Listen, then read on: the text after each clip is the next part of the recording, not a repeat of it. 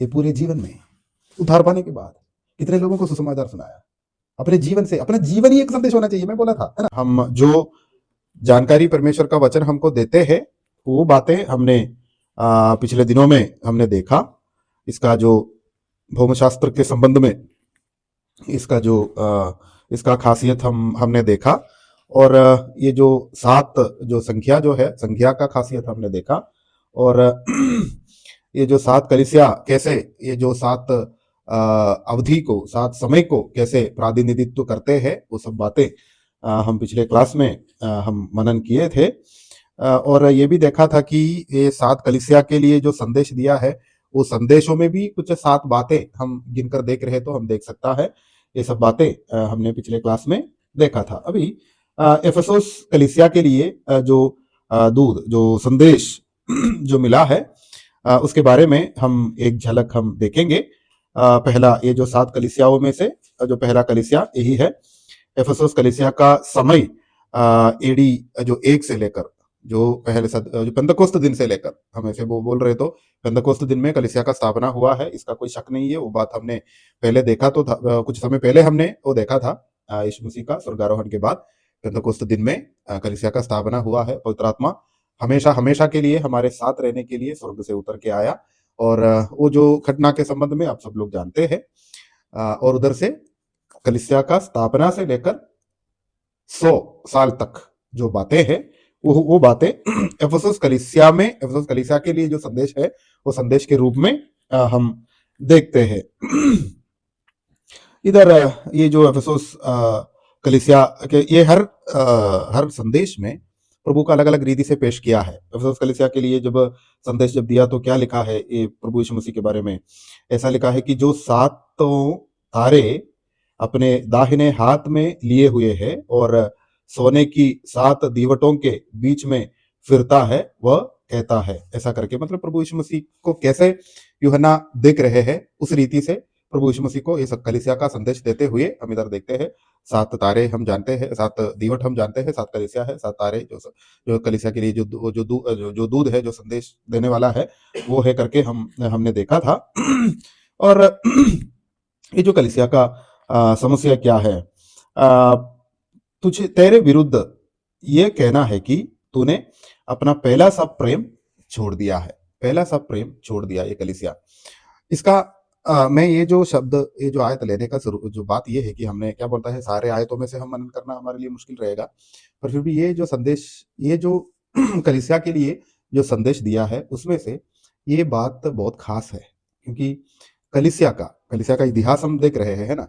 कलीसिया का इतिहास हम देख रहे हैं क्योंकि ये 7 कलीसिया 7 समय को दिखा रहे हैं। पहले सदी में पहले सदी में जब प्रेरित लोग थे, उस समय प्रेरित लोग सेवा करते थे। आज प्रेरित तो नहीं है ना, प्रेरित नहीं है करके जब बोलते हैं, शक आ सकते हैं। प्रेरित का मतलब है भेजा हुआ, है ना। तो मैं भी एक भेजा हुआ व्यक्ति है, पर क्या है, मैं प्रेरित करके मैं अपने आप को नहीं बोल सकता। प्रेरित पूर्ण रूप से मैं ऐसा नहीं बोल सकता, क्योंकि प्रेरित का खासियत क्या है, प्रेरित होना है तो क्या क्या होना है, इसका योग्यता क्या है, ये सब बातें प्रेरित पौलुस खुद हमको सिखा रहे हैं। इसमें से सबसे बड़ा बात क्या है कि प्रभु यीशु मसीह को देखा है। जिन लोगों ने प्रभु यीशु मसीह को देखा है वो देखने वाला होना चाहिए, जो देखा है वही होना चाहिए प्रेरित। और प्रभु यीशु मसीह जो क्या बोलता है, सीधा जो अपॉइंट किया है, नियुक्त किया है, ऐसा है। ये प्रेरितों का जो योग्यता के संबंध में हम जब देखते हैं, वो सब बातें देखते हैं। हमें भी परमेश्वर ने नियुक्त किया है, पर ऐसा नहीं है। ये जो अक्षर का अक्षर है, मतलब जो क्या बोलता है इसको हम मतलब क्या है, अगर अभी प्रभु हमको हमको जब बुलाते हैं, हम क्या है, आत्मा में जानते हैं, है ना। प्रभु सीधा सीधा जब रूबरू जब बुलाते हैं, वो अलग बात है ना। ऐसे बुलाने वाले लोग होना चाहिए। ये सब बातें हम परमेश्वर के वचन में देखते हैं। एक क्या बोलता है, ये नंबर डाल के हम एक एक पॉइंट करके हम देख सकता है, उसमें हम नहीं जा सकता अभी, तो भी हो कंफ्यूजन नहीं आना चाहिए। इसलिए जिस समय प्रेरित लोग जो वचन को लिखा, वचन मतलब ये जो लिख के जो दिया है, हम क्या है, अभी ये वचन में से बातें करते हैं ना। उस समय में ऐसा नहीं था, ये वचन पूरा नहीं हुआ था उस समय। क्या बोलता है, परमेश्वर की आत्मा से, परमेश्वर का जो प्रेरित वचन, परमेश्वर का प्रेरणा से जो वचन जो बोलने वाले लोग, वो लोग जब थे उस समय, वो लोग जीवित है उस समय, कलीसिया का नुकसान क्या है? प्रेम, है ना? प्रेम। वो तो हर एक जो समय में कलीसिया को नुकसान हुआ है। सबसे पहला नुकसान है प्रेम। वो प्रेम जब बोलते हैं तो क्या है, हमारे बीच में आपस में एक प्रेम है, वो सब सही है ना? वो सब सही है। पर क्या है, जब बाइबल प्रेम के बारे में बोलते हैं, एक आयत देख लीजिएगा, उसमें से ज़्यादा मैं बोलना नहीं चाहूँगा। रोमियो का पत्र 5 का 5 पढ़ लीजिएगा।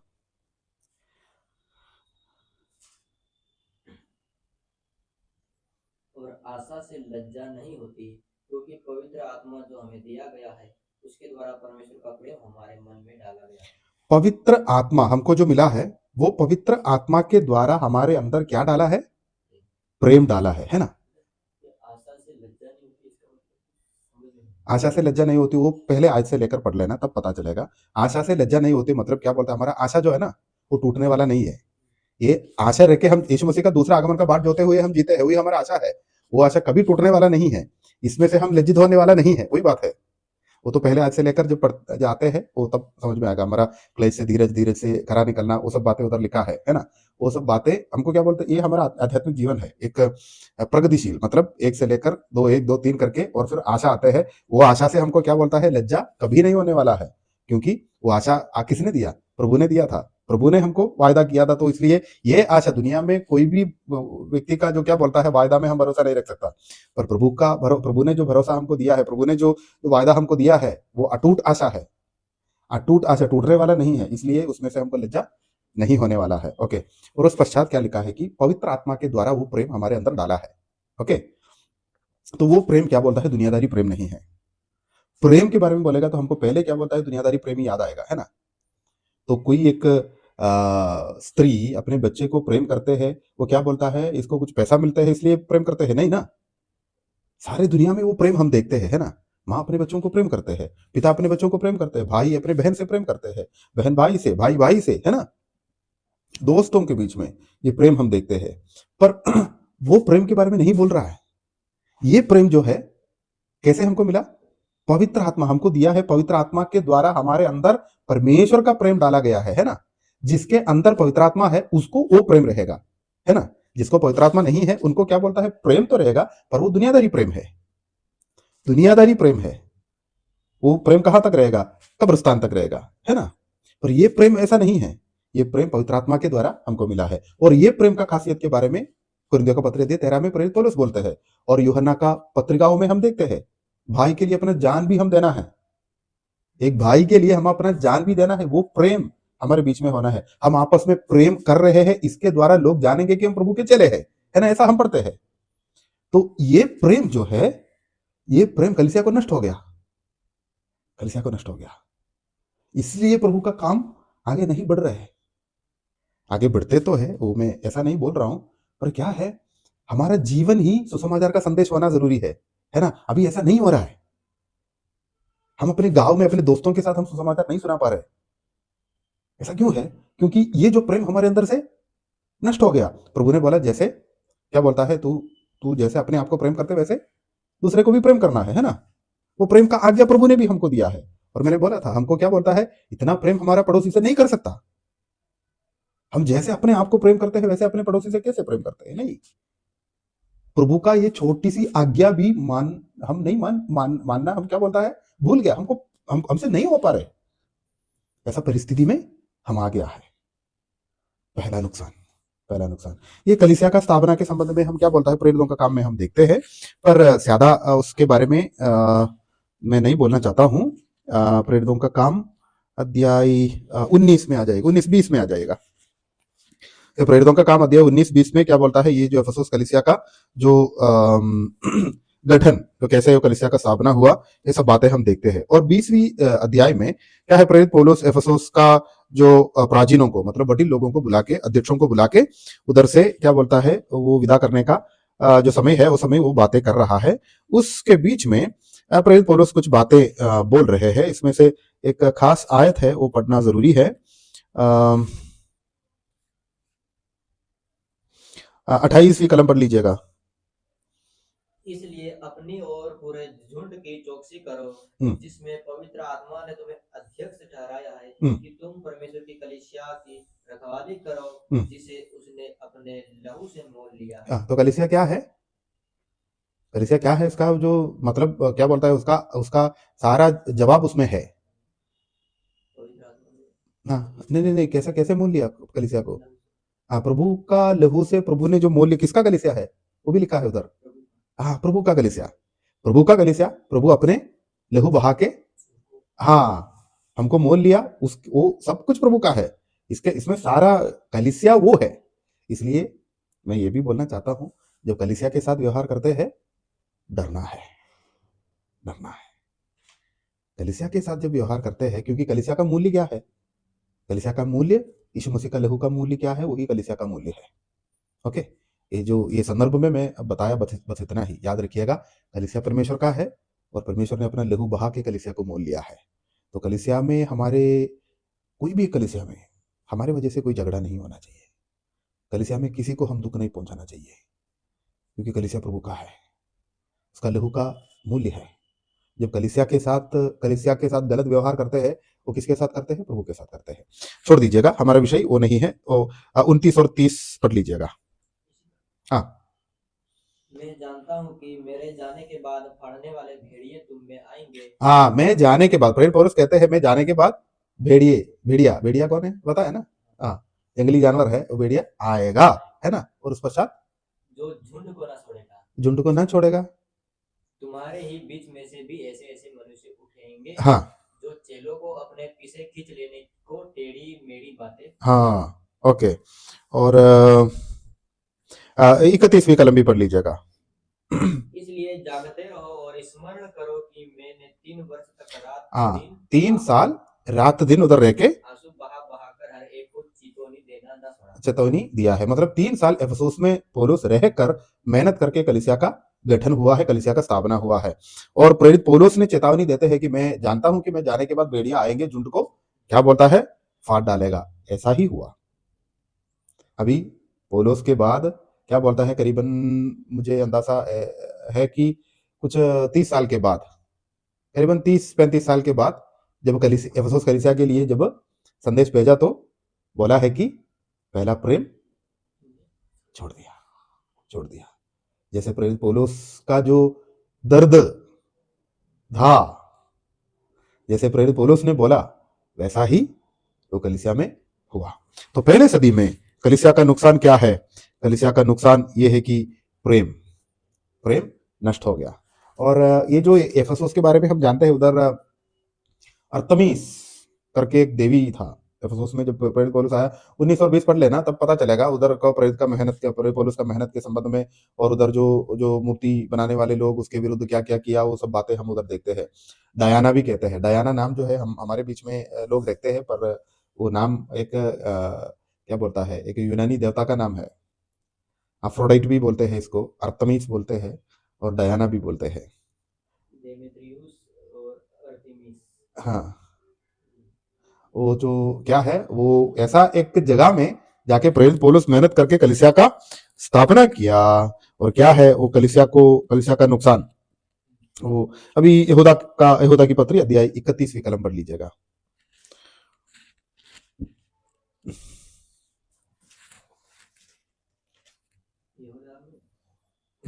31, सॉरी 21। अपने आप को परमेश्वर के प्रेम में बनाए रखो और अनंत जीवन के लिए हमारे प्रभु यीशु मसीह की दया की बाट जोहते रहो। एक और बार पढ़ो। अपने आप को परमेश्वर के प्रेम में बनाए रखो और अनंत जीवन के लिए हमारे प्रभु यीशु मसीह की वो दया प्रेम की में, बाट।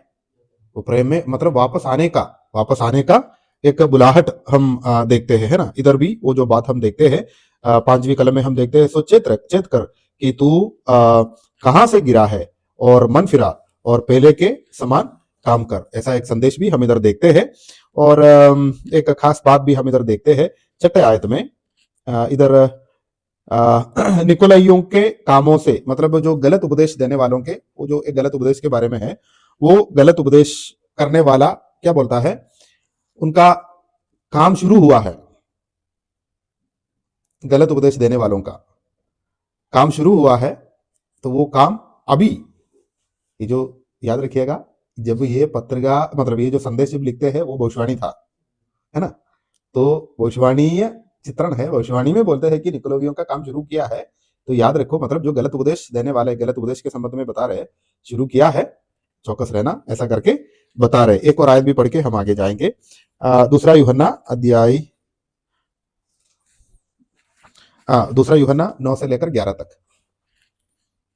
जो कोई मसीह की शिक्षा से आगे बढ़ जाता है और उसमें बना नहीं रहता, उसके पास परमेश्वर नहीं। जो कोई उसकी शिक्षा में स्थिर रहता है, उसके पास पिता भी है और पुत्र भी। हाँ यदि कोई तुम्हारे पास आए और यही शिक्षा न दे, उसे न तो घर में आने दो और ना नमस्कार करो। हाँ, ऐसे गलत उपदेश देने वालों को अपना घर में उनको चाय पिलाना और उनके साथ क्या बोलते हम, इसका मतलब ये नहीं कि हम किसी के साथ हमको दुश्मनी है, नहीं, किसी के साथ हमारा कोई दुश्मनी नहीं है। पर क्या है, वचन से गलत उपदेश दे के हमें फंसाने वाले को हम क्या करना है, हम उनके साथ हमेशा दूरी रखना है। ऐसा करना है तो पहले तो पढ़ लो यार। हाँ पढ़ लीजिएगा। क्योंकि जो कोई ऐसे जन को नमस्कार करता है, वह उसके बुरे कामों में साझी हो। हाँ, उसके साथ हमारा कोई लेना देना नहीं है। छोटा मोटा गलत फेमिया हो सकता है कि क्या बोलता है जो नहीं जानते हैं, इसलिए क्या बोलता है कि क्यों कोई भी एक उपदेश के संबंध में वो ये सही है करके कुछ लोग सोचते हैं, तो उन लोगों को हम क्या बोलता है हम समझा सकता है। पर क्या है, वचन को अच्छी तरह से जानते हैं और क्या है अपने पेट के लिए या अपना नाम के लिए या कुछ अपने क्या बोलता है कलीसिया में क्या बोलता है वो लोग जो संख्या बढ़ाने के लिए ये सब क्या बोलता है लोग क्या बोलता है जो सच जानकर भी गलत उपदेश जो लेके घूमते हैं, क्योंकि वो छोड़ नहीं सकता। तो छोड़ने से क्या बोलता है पूरा परंपरा तो बर्बाद हो जाएगा, नहीं तो अपना झुंड में से वो बाहर जाना पड़ेगा। तो सच समझकर भी क्या बोलता है झूठे उपदेश बोल के क्या बोलता है वो ब्रदर लोग सही नहीं है, उनको आत्मा नहीं है, ये है वो है, क्या बोलता है किसी भी तरह अपने लिए संख्या बढ़ाने के लिए कोशिश करते हैं, ऐसे लोगों से दूर रहना। इसके साथ क्या बोलता है कोई बातचीत का भी जरूरत नहीं है, उनको उनका काम हमको अपना काम।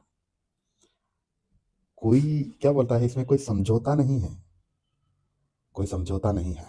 तो ये बात याद रखना, वो पहले संदेश से हमको हमको भी ये चेतावनी मिलते हैं। अभी क्या है हम जल्दी आगे जा रहे हैं, हम दूसरा कलीसिया में हम आएंगे।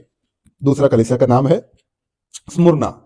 स्मुरना वो स्मुरना एक जगह का नाम है, उधर का कलीसिया। ओके, वो कलीसिया के लिए क्या संदेश दिया है, वो कलीसिया का समय याद रखिएगा एडी 100 से लेकर 313 तक।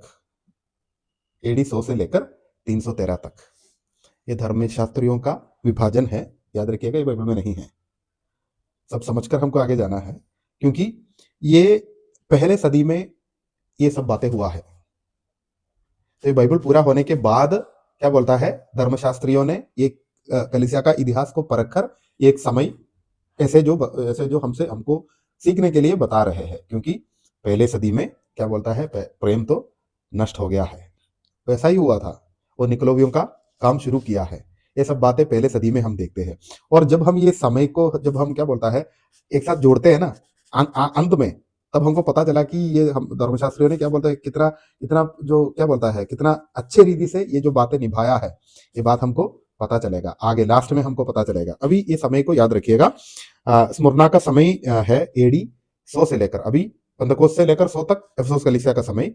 अभी स्मुरना का समय क्या है 100 से लेकर 313 तक। ओके, 313 तक ये कलीसिया के बारे में जब हम देख रहे तो बहुत सारे कठिनाइयों से ये कलीसिया गया है, क्योंकि उस समय एडी 100 के बाद कलीसिया के ऊपर आपको पता है बहुत बड़ा सताव हुआ, बहुत बड़ा सताव।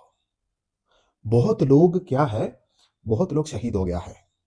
उसमें से कुछ लोग हैं शायद ये गूगल में भी मिलेगा, पोलीकार्प करके एक भक्त है, उनका भी जीवन में क्या हुआ है ये सब बातें, सब बहुत लोग शहीद हो गया है।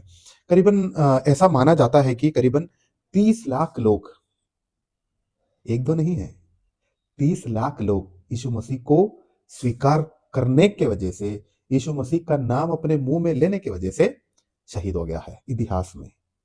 वो कब से लेकर 100 से लेकर 313 तक।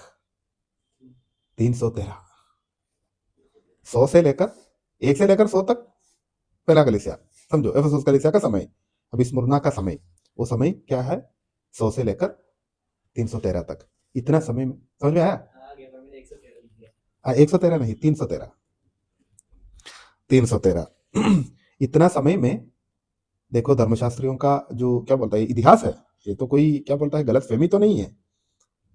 30 लाख एक छोटा संख्या नहीं है, करीबन 30 लाख लोग शहीद हो गया यीशु मसीह के नाम को लेने की वजह से। अभी क्या है हम तो कितना, हमको क्या क्या क्या बोलता है सुविधाएं है ना।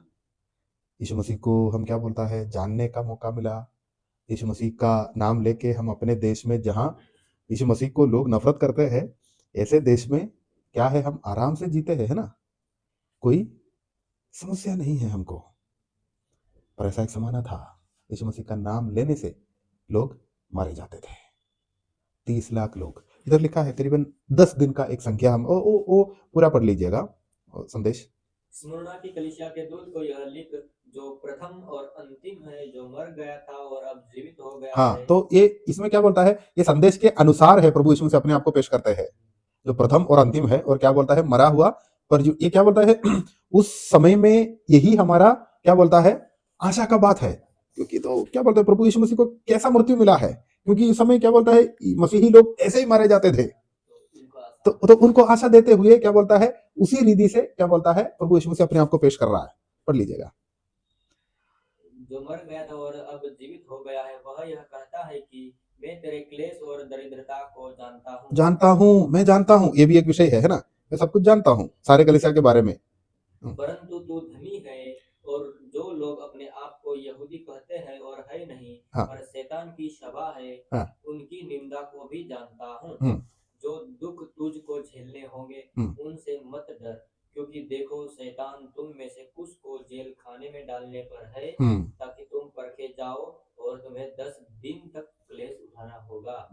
प्राण देने तक विश्वासी रह, तो मैं तुझे जीवन का मुकुट दूंगा। हाँ, प्राण देने तक विश्वासी रहे। इधर एक 10 दिन का संख्या दिया है, वो 10 दिन का क्या बोलता है जो मिलने अभी जो जो जो क्लेश होने वाला है, जो क्लेश होने वाला है वो ज्यादा समय तक नहीं रहेगा, इसका एक संकेत है, इसका एक संकेत है। ये 10 क्यों दिया है पता नहीं है, ये बात भी समझना कि ये 10 दिन क्यों लिखा है वो हमको नहीं पता है, इसका एक क्या बोलता है सबूत, मतलब इसका कोई कोई क्लैरिटी हमको नहीं मिला। पर ये बात सच है क्या है कि ये जो कठिनाई ज्यादा दिन नहीं जाएगा, ज्यादा दिन नहीं जाएगा, तो इसलिए शायद एक प्रयोग हो सकता है कि 10 दिन कुछ ही समय में ये खत्म हो जाएगा। कोई बोलने के लिए 313 के बाद इतना जो सताव कलीसिया के ऊपर नहीं हुआ है, सताव तो हुआ है पर इतना सताव नहीं हुआ है, वो आज भी नहीं है ना, इतना सताव, क्योंकि ये जो 100 से लेकर मतलब 213 साल में 30 लाख क्रिस्ती लोग कितना है समझो, बहुत कम लोग है ना, उसमें से 30 लाख लोग मर गया करके बोलेगा तो क्या बोलता है बहुत बड़ा संख्या है 30 लाख। एक साल में कितना होगा 30 लाख करके गिन रहे तो 213 साल में क्या बोलता है ये साल में बहुत है ना, क्योंकि 30 लाख है, एक दो नहीं है तो क्या है ये ज्यादा समय नहीं रहेगा, एक कठिनाई तो रहेगा ही पर ज्यादा समय नहीं है। पर क्या है तो क्या करना है प्राण देने तक विश्वासी रहना है करके वो बता रहे हैं। तो एक एक दो आयत हम वचन से पढ़ेंगे, दूसरा कुरिन्थियों का पत्री अध्याय 6 का 10।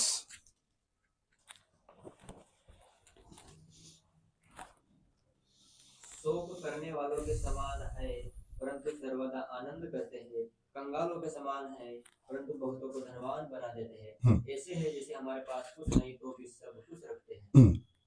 ये कलीसिया क्या है कठिनाइयों में से कठिनाइयों को चल रहे थे, पर फिर भी क्या बोलता है ये प्रभु एक कलीसिया को क्या बुला रहे, धनी बुला रहे, धनी बुला रहे, है ना, प्रभु धनी बुला रहे। उस समय जो आखिरी जो कलीसिया कौन सा है वो लौदीकिया कलीसिया के लिए जो संदेश है वो देख लीजिएगा, लौदीकिया कलीसिया के लिए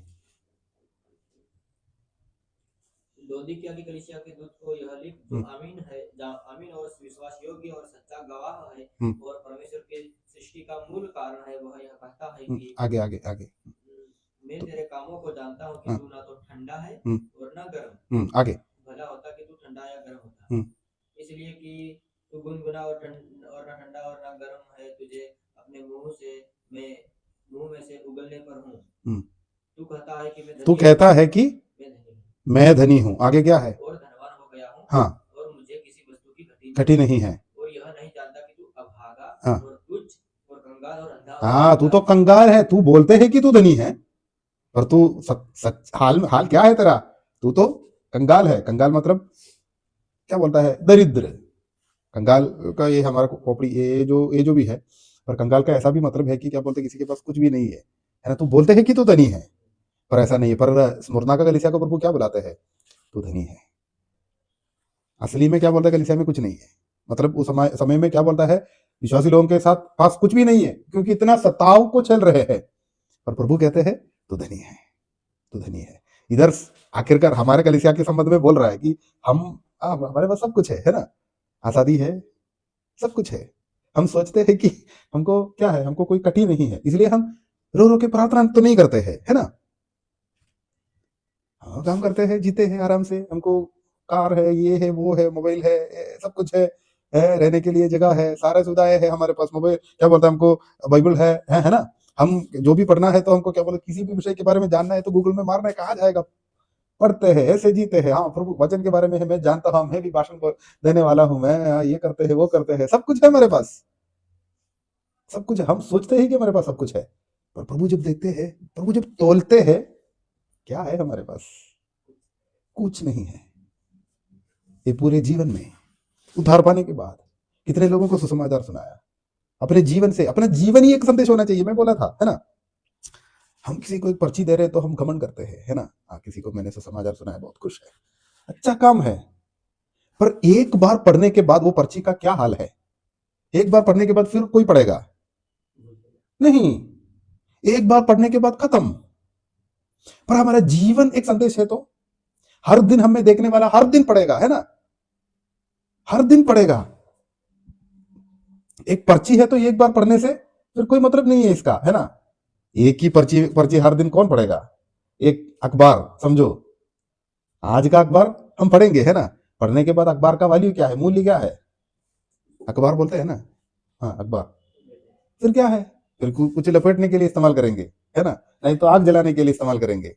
हाँ, और क्या बोलता है, हाँ वो एक महीने के बाद आप अखबार देखा तो हाँ ये तो मैंने नहीं पढ़ा, एक बार पढ़ेंगे करके थोड़ी पढ़ेगा, नहीं वो तो क्या बोलता है, वो खबर तो क्या बोलता है, वो पुराना हो गया, है ना, सड़ गया, इसका कोई मतलब नहीं है। वैसे ही है, जैसे हम किसी को एक पर्ची देते हैं तब ऐसा ही होता है।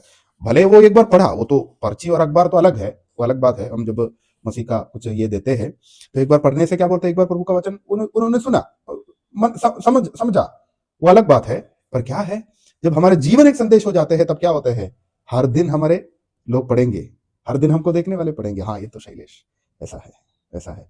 हाँ, दूसरा दिन दूसरा विषय आते हैं हमारे सामने, तब शैलेश उस विषय को कैसे डील करते हैं, उस विषय के साथ कैसे बर्ताव करते हैं। हाँ, इस विषय में भी वो क्या बोलता है, उसमें कोई गलती आरोप नहीं कर सकता, है ना। हर दिन, इसलिए बोलते हैं हर दिन अपने क्रूस उठाकर। हाँ, ये तो क्या बोलता है, उन्हें जीवन में जो कोई समस्या आया तो ये बंदा क्या बोलता है, पूरा टूट गया, ये क्या विश्वास है, अभी इनका प्रभु कहाँ गया, ऐसा हमारे बारे में बोल रहे तो खत्म। नुकसान किसको है, हमको थोड़ी है, प्रभु को नुकसान होते हैं। हमारा विश्वास कहाँ कहाँ रहा, है ना। जीवन भर, हर दिन हमारा जीवन एक संदेश होना जरूरी है, तो वही बात है। तो देखो इधर ये कलीसिया को प्रभु कहते हैं कि तू धनी है, भले इनके पास कुछ नहीं है पर फिर भी क्या बोलता है, तू धनी है। और शैतान ने कलीसिया के लिए क्या करते हैं, वो कुछ लोग कलीसिया को कुछ सताते हैं करके हमने पढ़ा था ना, क्या है,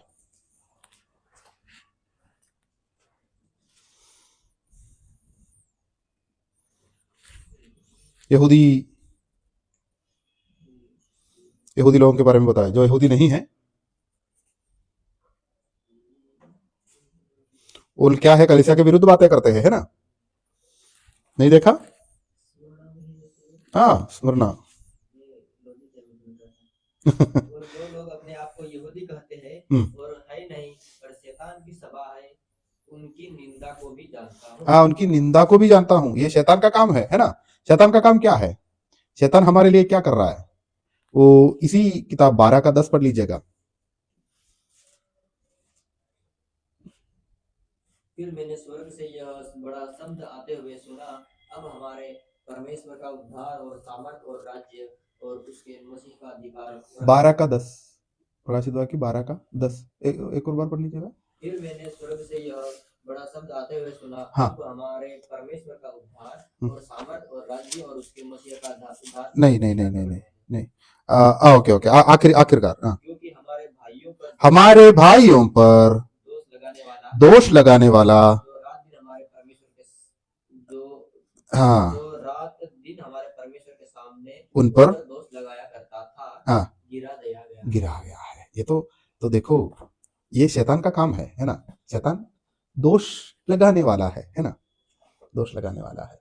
जाने अनजाने में क्या बोलता है, हमारे लोग भी हमारे विरुद्ध जब बातें करते हैं, ये क्या है, किसका काम कर रहा है? शैतान का काम कर रहा है। जो भी हो, स्मुरना कलीसिया के लिए ये एक आनंद का बात है।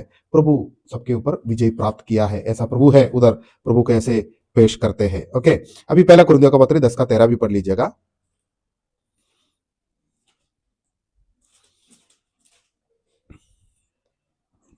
तुम किसी ऐसी परीक्षा में नहीं पड़े जो मनुष्य के सहने से बाहर है। परमेश्वर सच्चा है और वह तुम्हें सामर्थ्य से बाहर परीक्षा में ना पड़ने देगा। हाँ, सामर्थ्य से बाहर परीक्षा में ना पड़ने देगा। और परीक्षा के साथ क्या है? निकास भी है ना। वरना परीक्षा के साथ निकास भी करेगा। जब तुम्हारे जीवन में परीक्षा आते हैं तो विश्वासी है, तो परीक्षा के साथ साथ एक निकास भी प्रभु रखा है। तो जब जीवन में कठिनाई आते हैं, डरने का कोई बात नहीं है। तो क्या है, जब कठिनाई आते हैं उधर एक निकास भी प्रभु रखा है। और अगर हमको मरना पड़े तो भी डरने का कोई बात नहीं है। क्या बोला है? जीवन जो जान देने तक विश्वासी रहे तो क्या मिलेगा? जीवन का मुकुट। पहले एफेसुस कलीसिया के लिए क्या बोला था? उधर जीवन का फल, इधर क्या है? जीवन का मुकुट हम पाएंगे। ओके, अभी ये भी हम छोड़ देते हैं। अभी हम परगिमन कलीसिया में आएंगे।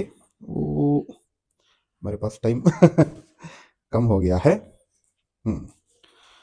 कुछ एक अंदाजा बोल के मैं, ये कलीसिया क्या है? जहां शैतान का सिंहासन है, उधर एक कलीसिया करके वो जो संदेश में हम देखते हैं, मतलब जहां प्रभु का लोग है, वहां शैतान का क्या बोलता है? शैतान का काम करने वाला जगह है ना। हम सोचेंगे कि अभी शैतान कहाँ है। हम सोचेगा कि जब लोग देखते हैं तब क्या है, अभी मतलब जो शैतान के बारे में जानते हैं, ऐसा लोग क्या है, अभी शैतान का, हम चर्च में आराधना के लिए जब आते हैं, हमको अभी हम जब सोचते हैं शैतान कहाँ होगा करके कोई पूछेगा, तो हम सोचेगा क्या कोई ये दारू बेचने वाले कहीं ऐसा जगह में होगा, नहीं तो सिनेमा थिएटर में होगा, ये कहीं ऐसा जगह में शैतान होगा करके सोचते हैं, पर नहीं है। जब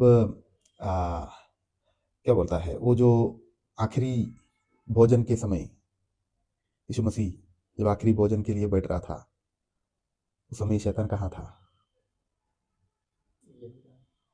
यीशु मसीह के करीब बैठ रहा था, खुदा के अंदर, है ना। शैतान अभी इधर है।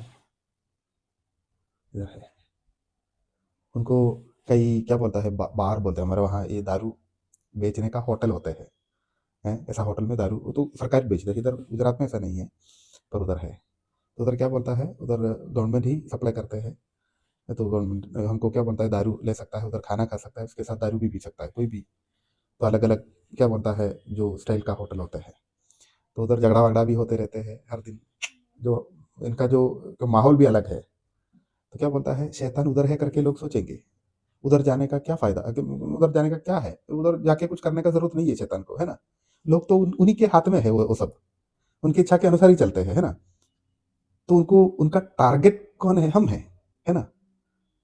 तो हमारे साथ नहीं छोड़ते हैं, वो हमेशा हमारे साथ रहेगा।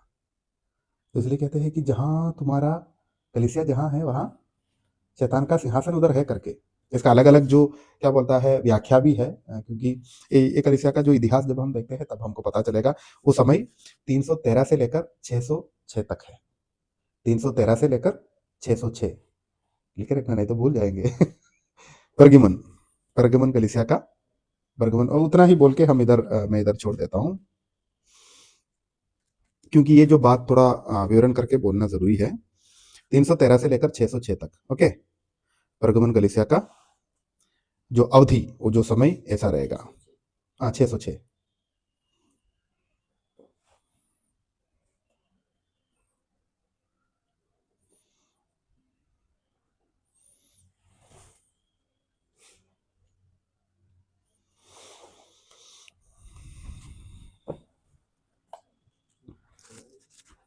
इधर प्रभु दोधारी तलवार